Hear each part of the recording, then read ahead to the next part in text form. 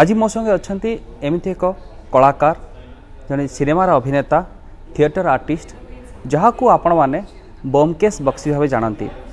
आसतु परिचय हेबा रजित कपूर। नमस्कार।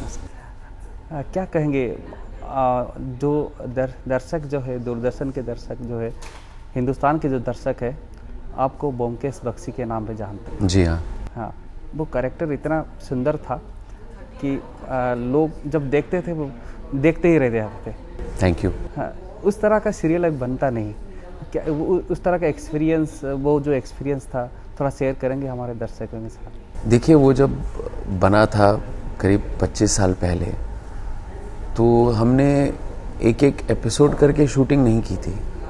वो फिल्म की तरह बना था। 20 एपिसोड्स की शूटिंग इकट्ठे हुई थी लोकेशन वाइज। तो पहले एक महीने के लिए सिर्फ मैंने अपने घर के सीन्स किए, ऑल द एपिसोड्स 20 एपिसोड्स। फिर बाकी लोकेशंस पर हमने जाके, और उसकी जो स्क्रिप्ट थी वो पूरे 33 एपिसोड जो थे, 33 एपिसोड्स मुझे एक साथ दिए गए थे। मतलब ट्रांसलेशन पर, डायलॉग पर, पूरी सीरीज़ पर काम हो चुका था। कहने की बात यह है कि स्क्रिप्ट पर ध्यान दिया गया था। जो हमारी नींव है, जो बुनियाद है, वो स्क्रिप्ट है। शायद आज हम ये बात भूल गए हैं। आज टेक्निक पर और शॉट टेकिंग और फ्रेमिंग पर ज़्यादा ध्यान है, लेकिन script which is the basic and the very basis of taking anything forward we have forgotten, and we don't put so much of time and effort and energy. Serial था वो detective के ऊपर था, खोजना, वो जो मर्डर हो, जो सीन हो, जो आप खोज के निकाल देते थे। हाँ। मैं तो नहीं खोज के निकालता था, ये तो लेखक की खूबी है। You know, this is part of Bengali literature, these stories. और इसकी जो खूबी है एक्चुअली, इसकी सरलता, इसकी जो सिंप्लिसिटी है, जो साधारण रंग से इस तरह पेश की गई है कि बच्चा बूढ़ा किसी भी उम्र का हो, उन तक ये पहुंचती हैं। उस समय जो आपका जो वेशभूषा था, वो आप जिस तरह से वो एक्टिंग करते थे, लोग समझते थे कि आप बंगाली हो। आज भी समझते हैं। आज भी समझते हैं। आजकल जो एक्टर जो है वो कैरेक्टर में इतने मज़े नहीं होते, मतलब इतना डूबते नहीं हैं, इसका मज़ा नहीं ले पाते हैं। नहीं, ऐसा तो नहीं है। एक्टर्स हमारे पास बहुत अच्छे हैं जो अपने रोल में डूबते भी हैं। कुछ हैं जो अपनी शक्ल सूरत पे ज़्यादा ध्यान देते हैं, पर ये तो हमेशा ऐसा ही होता है। और एक सवाल है कि आप मतलब स्टेज में भी काम किए हैं और फिल्मों में काम किए हैं और छोटे पर्दे में भी काम किए हैं, मज़ा किस में आता है? असल मज़ा तो रंगमंच पर, स्टेज पर है। कैमरा पर भी बहुत सा काम किया है, जिस काम ने मुझे उत्तेजित किया हो, ऐसी बात नहीं है। लेकिन जैसे मैंने कहा ना, लेखनी पर है। जो स्क्रिप्ट्स आजकल दी जाती हैं कुछ उत्तेजनाजनक नहीं होती, शायद ये है। यहाँ लोग जो है प्री प्लानिंग नहीं करते। फ़ोन तो कई आते हैं, लेकिन कहते हैं कि आप अगले हफ्ते से शूट कर सकते हैं।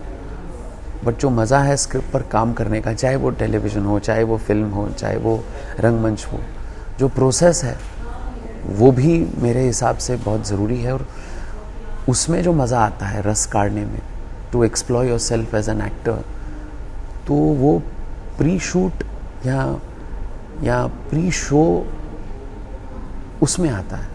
और एक बात है, उन दिनों जितने भी कलाकार थे बॉलीवुड के, वो रंगमंच से ही आए थे।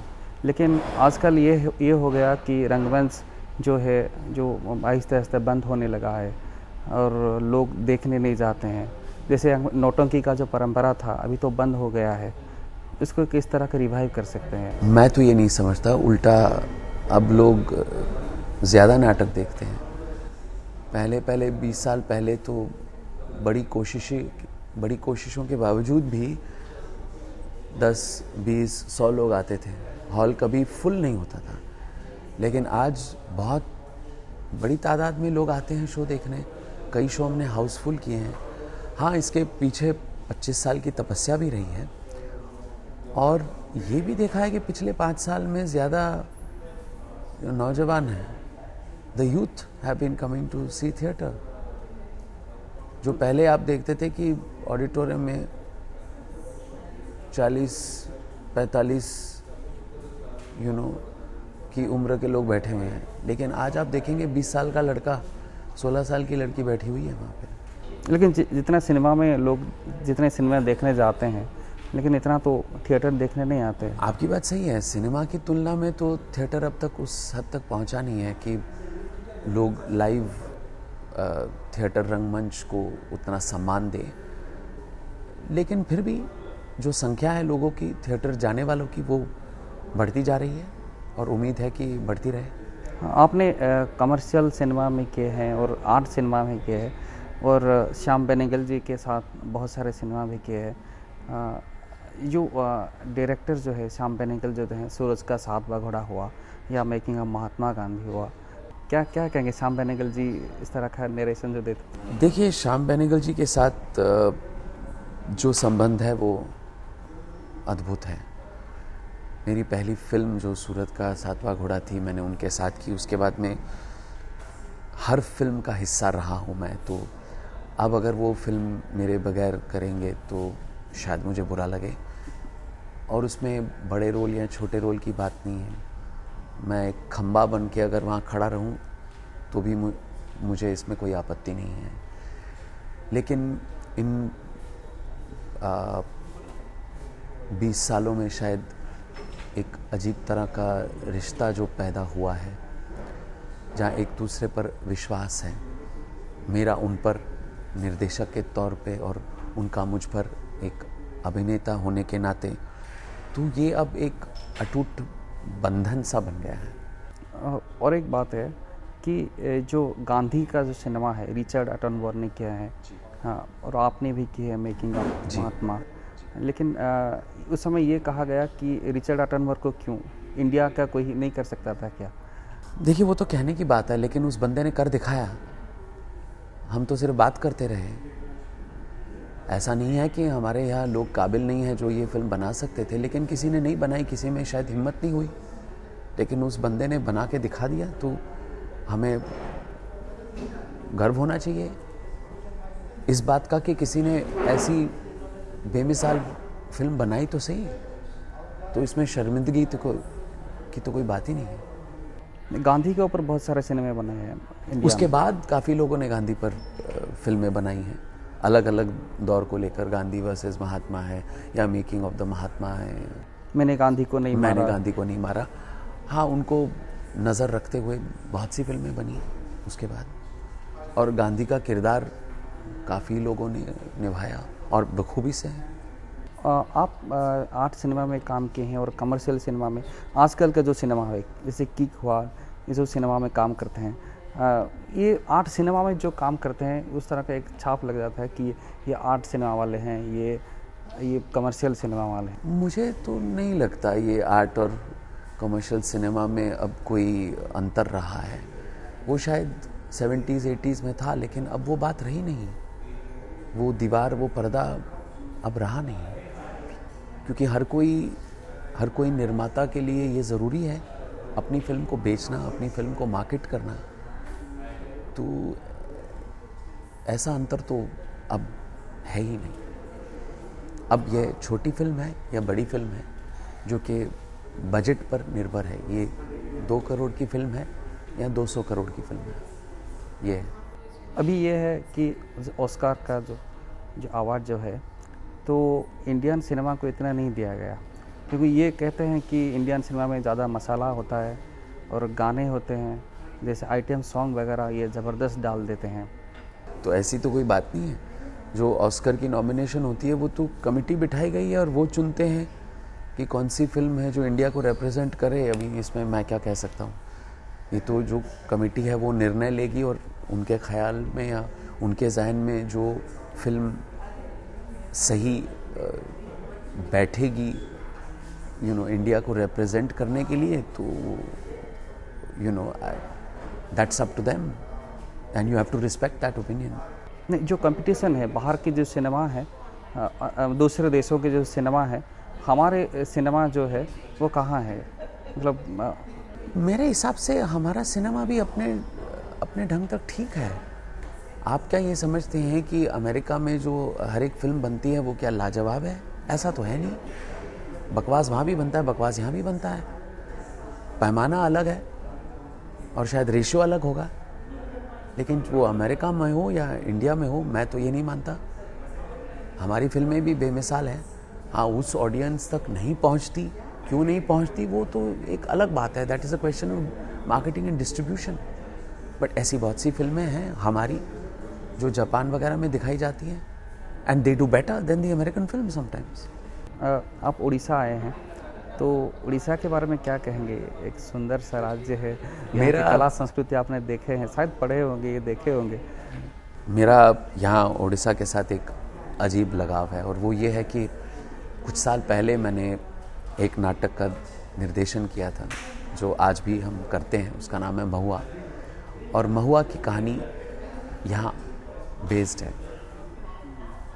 बिहाबंद करके एक गांव है जिस पर ये कहानी आधारित है।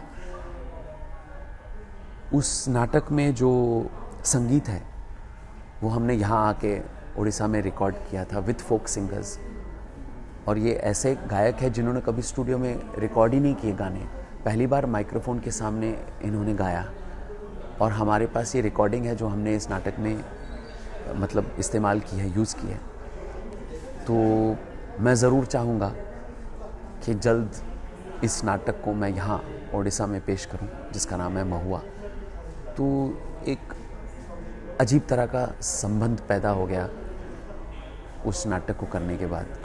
नहीं, उड़िया सिनेमा जो है अभी यदि कोई आपको ऑफर करेगा तो उड़िया सिनेमा करने के लिए या उड़िया थिएटर करने, उड़िया भाषा में कोई डायलॉग बोलने के लिए तो क्या आप करेंगे? वो तो कहानी पर और रोल पर निर्भर है, मैं कैसे कहूँ।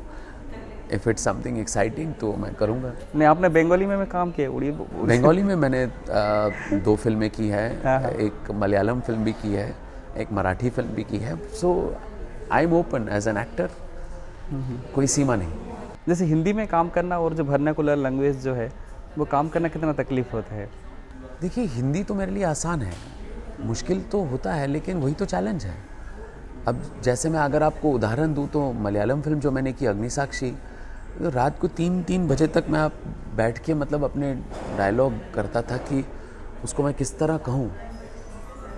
और उन्होंने कहा कि नहीं, हम आपको प्रॉम्प्टर देंगे, आप सिर्फ ऐसे मुंह हिलाइए और पीछे से कोई आपके डायलॉग बोलेगा। मैंने कहा नहीं, मैं तो कर नहीं पाऊँगा ऐसी एक्टिंग, मुझे वो लाइनें मलयालम में कहनी हैं। और मैंने पूरी कोशिश की और बाद में खैर मेरी आवाज़ को डब किया गया। लेकिन जिस बंदे ने मेरी डबिंग की अग्निसाक्षी में, उसको भी डबिंग के लिए एक अवार्ड दिया गया, क्योंकि आप कह नहीं सकते हैं कि ये मैं हूँ या किसी और की आवाज़ है। बिकॉज जिस तरह मैंने डायलॉग कहे थे, उस शख्स ने बिल्कुल उस तरह जो इंटोनेशन है मेरी आवाज़ की जो है, उतार चढ़ाव भी ऐसी सही ढंग से किया कि मैं भी पहचान ना पाऊँ कि ये मेरी आवाज़ नहीं है। अच्छा और एक बात है कि आपने बचपन से ही थिएटर का इतना लगाव था, प्रेम था कि आप NSD में जो फॉर्म लाए थे वो भी फाड़ दिए, मैं सुना था कभी गए नहीं, कहीं फिर स्कूल वगैरह गए नहीं? बहुत इच्छा थी सीखने की, नेशनल स्कूल ऑफ ड्रामा में जाने की भी, लेकिन घर पे हंगामा खड़ा हो गया था तो इसलिए फाड़ के फेंक दिया फॉर्म मैंने ये भी सुना है कि आपका जो फैमिली है वो बिजनेस फैमिली है। जी हाँ। तो आपने इस मतलब बिजनेस को आगे बढ़ाने के लिए कॉमर्स में ज्वाइन किए? जी हाँ, मैं सिडनम कॉलेज का छात्र हूँ और मैंने अपनी BCom वहाँ से की है। बिजनेस फैमिली से हूँ और करीब 20-22 साल तक मैंने अपना बिजनेस भी संभाला, उसके बाद छोड़ दिया। अभी कैसा मतलब जीवन? अभी मैं शो बिजनेस में हूँ। Thank you. मो संगे थिले माने थिएटर आर्टिस्ट कलाकार जे कि कला संपर्क रे कहूथिले, ओडिसा रे सुजोग मिलले, काम मिलले से करबा को मते इच्छुक अछंती। ओडिया कला एवं ओडिया संस्कृति को आगो को बढ़ाया पे मध्य इच्छुक रखंती। धन्यवाद। धन्यवाद।